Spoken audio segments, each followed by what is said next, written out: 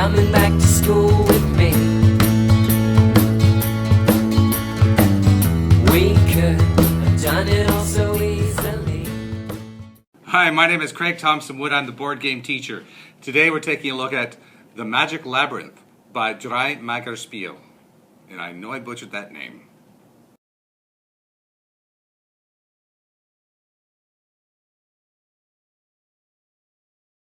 So in looking at the report card for Magic Labyrinth, I'm going to give the number of players a B. And I give it the B because that means 4 players.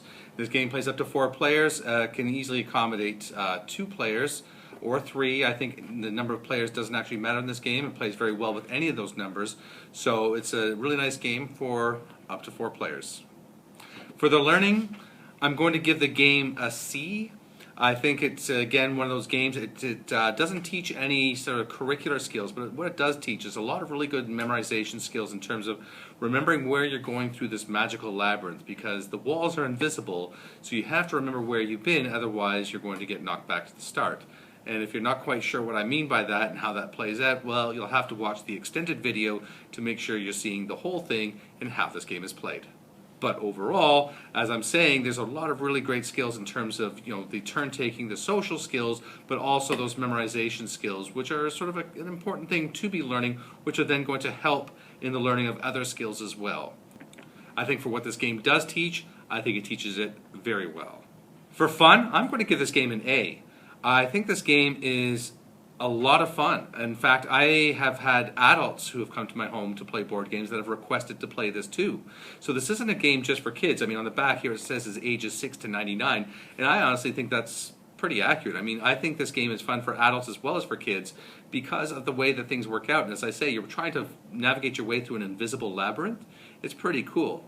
The replayability of the game too is very high because you can always reconfigure the walls of the labyrinth even though they're invisible. So it's all really neat and it's a lot of fun, and I think the fact that it spans all those age ranges and does such a great job of it makes it an A in my book. For time, I'm going to give this game an A-. It's once you have the game set up, setting up the walls for the labyrinth can be the tricky part, the long part, but if you have that already pre-set up, you can even just kind of spin the board a few times. That way people, if they have any idea where the walls are, they quickly forget. It's just a very fun, fast game, and you can play it multiple times. Again, when I've had friends come over, we played it a couple times in a row. It's a nice, fun filler game even to be playing while you're waiting maybe for other people to show up or in between games or something like that. This game is a great one, really hits the spot for that sort of fast game that you might be looking for, but it's not as small as you might picture for a fast game, so it's kind of cool in that regard.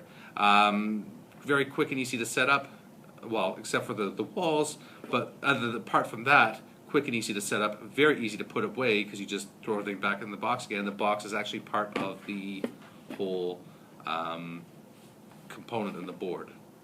So it makes it very easy for the cleanup. So overall, A- for the time. For cost, I'm giving this game an A. When I checked this one up on levelup.ca to be sure of how much it costs, it's actually only $26.95, which for a board game this size with wooden components is, to me, like unheard of. Plus, like I said, the amount of fun you're going to be having playing it and the replayability of it means that you're going to be able to enjoy this game for a long time, and I'm sure you're going to get a lot of play out of it. And all of that for under $30 is absolutely great for a board game these days, particularly, as I say, with wooden components. So for that reason, I give it the solid A. So let's take this game to the table and see how it's played.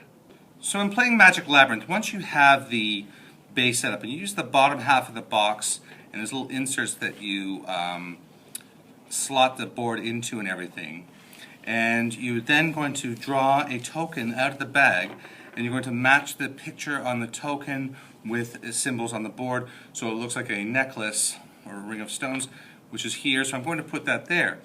Now each of the players is going to be racing to get that. Now it would seem that yellow has a very unfair advantage because of the fact that it's so close to them, and that is maybe the case, but it's going to be the first person to a certain number of tokens will be the winner. So if we say the first person to 3 tokens, so let's say blue goes first. Blue rolls and is able to move 4 spaces. Now remember, they're moving through this labyrinth and it's invisible squares or invisible walls. So how do they know if they've hit an invisible wall? Well, let's move blue and see if we can find out. 1, 2, 3, 4. Well, that was lucky. Blue has made it that far, and if they'd rolled a 5, they may be actually to get that. And then, so let's just go to yellow. So yellow then says, well, no ways, I'm getting that, it's right by me. So they roll 3, so they think, okay, I've got it. So they go 1, 2. Now, as they moved to this space, you heard this sound, and that's because this marble, this metal marble here, had come unattached when they crossed the space, meaning that there's actually a wall here. So when the marble comes unattached, it means you've hit the wall, so now yellow has to reset their marble back to the space. So they are back here, so they didn't actually get it. So even though yellow was closer, so they would have to try and find a different route around to that token. Then we'd go to green, and green would go 1, and they'd go, and even in that space, they know right to their immediate side here, there is a wall, and then red rolls, and red goes, and red also gets sent back. But this is all part of the learning. They're figuring out where they have to go. Because remember, it's not all about this first token. You have to get a few of them. So then blue goes and goes 3, and they've got the token. So now that they have the token, blue would then draw the next token, and it is the black cat. Now you see it's all the way down here, so now it's closer to red, but now blue and yellow have further to go, and play continues. So as the game goes on, and players are getting more tokens, they're starting to memorize the map of the maze, and they're starting to figure out where it is that they need to go, and they're having to remember the routes, and building on that memory and remembering the routes that they can take is a really interesting part of the game and where the fun happens. Now, how this works is like so. So this is a separate cardboard component that goes inside the box here, and you can reconfigure these for your walls of the maze according to, there's suggested ones in the rule book for easy or difficult, or you can come up with your own. And like I said, once you have it set up, you can even, as I said before, you can spin it a few times so people don't know which way is what, and then you put it back on, and away you go. So that is how you play Magic Labyrinth.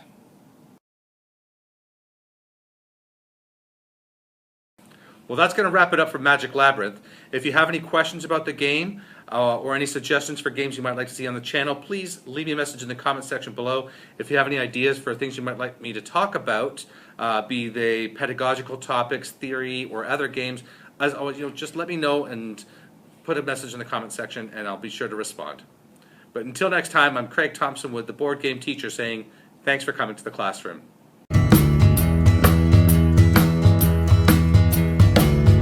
Are you coming back to school?